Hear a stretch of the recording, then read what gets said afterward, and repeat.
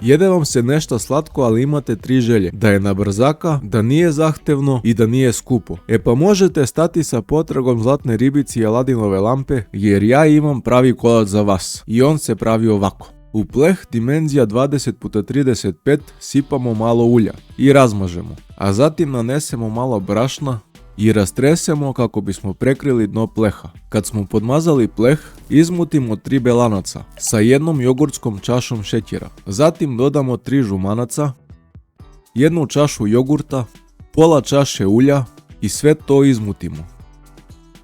Onda dodamo 2 čaše brašna, 1 kesicu praška za pecivo, 1 kesicu vanilin šećera i sve to promešamo. Kad nam se smesa sjedinila, sve to presipamo u pleh.